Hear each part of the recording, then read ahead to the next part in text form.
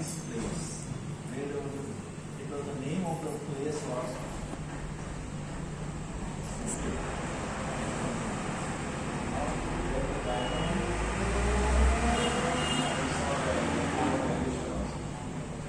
the shop name was Matchless Gift.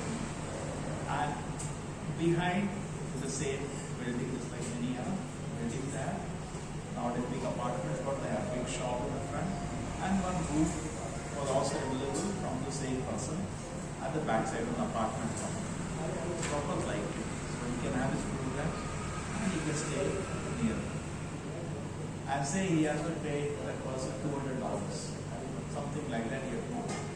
So he had few people, youngsters who were where he has contacted them, some Kirtan, some they already were talking to him and they said Prabhupada will do the negotiation. Prabhupada himself landed up because he is more intelligent than this. And I'll see how he's doing it. So he said that all the things together will be $200, your room and this per month rent. So Prabhupada said very nice. Prabhupada said we have an international society, we told about everything. He was hearing. He was very pious man. And then Prabhupada said, why don't you become trustee of this movement? It's a trustee of this movement. It's very honor. Yeah. So what I have to do, you have to pay only $50 every month. So he was a rich man, wanted to help us money. He said, okay. So that I deduct from the rent. He doesn't have money.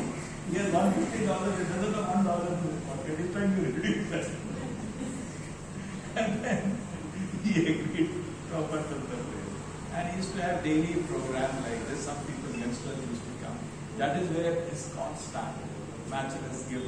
The name was very Matchless Gift. ISKCON started there. And he used to have program daily. And hardly anything used to get. The youngsters, they were also on the street. So Prabhupada used to joke. One person, that is his humility.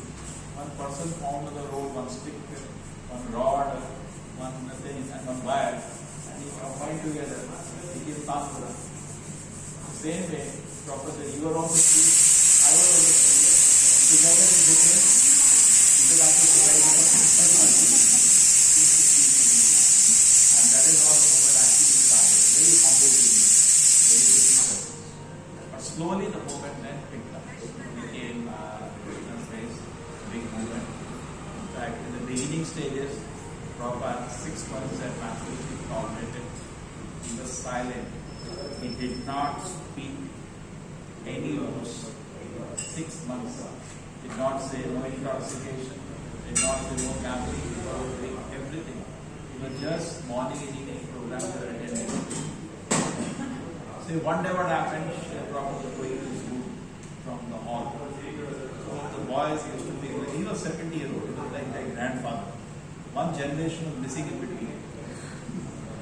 And one boy who was they used to feel very privileged, and Prabhupada was very grave, very deep, not able to reach him. The heart was very, very heavy. So one boy used to feel privileged over to go behind him and leave him to the room with something belonging. One boy, while reaching at a room, asked him, Swamiji, are there any rules to this club? This kind of a club. So Prabhupada understood. And then he sat on the rules and now is the time. They are ready for rules. And then he made the 10 you have rules for offenses. All that started coming up slowly. 4 community principles, 10 rules for the holy name, all started coming up with that. And then the movement started growing. And then finally one day Prabhupada announced, who wants to take Diksha? He said, I will take Diksha. And then gradually Prabhupada initiated them. So this way is beautiful. This movement started with the... In fact, when Prabhupada was in this situation, he wrote to India. He wrote to the very big people in India to help him so that he can first start with him. And everybody said, this is ridiculous. Old man, what movement he will start? People said, the idea is not practical. Prabhupada was writing, no, the people are coming, they are very interested.